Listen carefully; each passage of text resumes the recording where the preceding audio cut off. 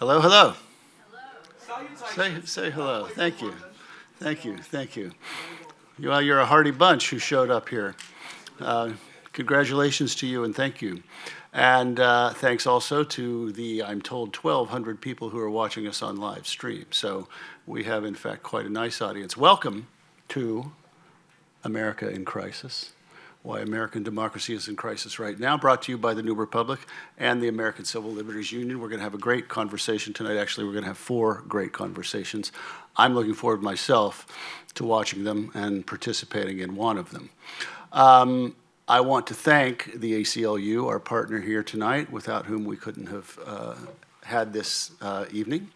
I want to thank Wynn McCormick, the owner of the New Republic. I want to thank my friend Michael Caruso, the publisher and CEO. And I want to thank Kim Blanchard, our marketing director, who did so much work to put this together.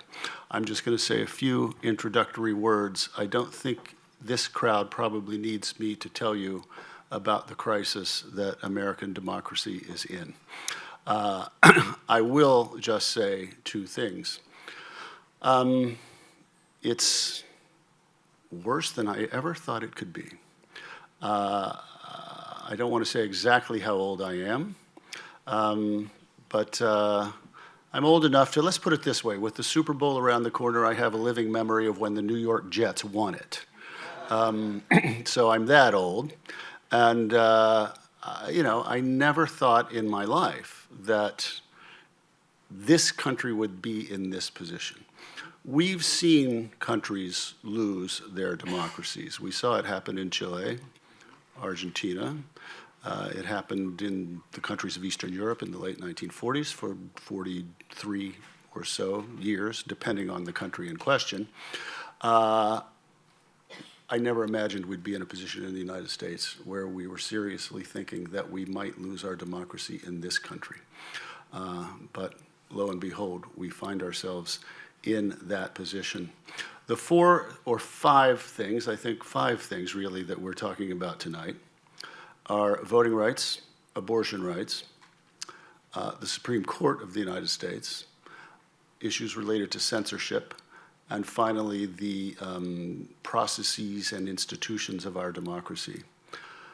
These things have been under attack for some time, really.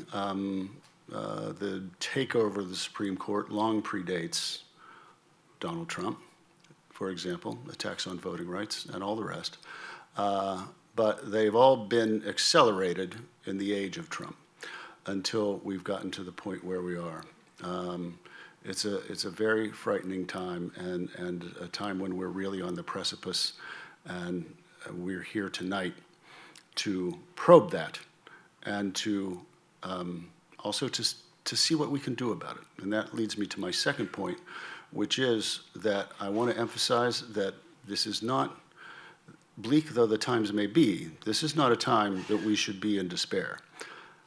A little part of me despairs every day for anywhere from 20 minutes to 2 hours about the situation that we're in.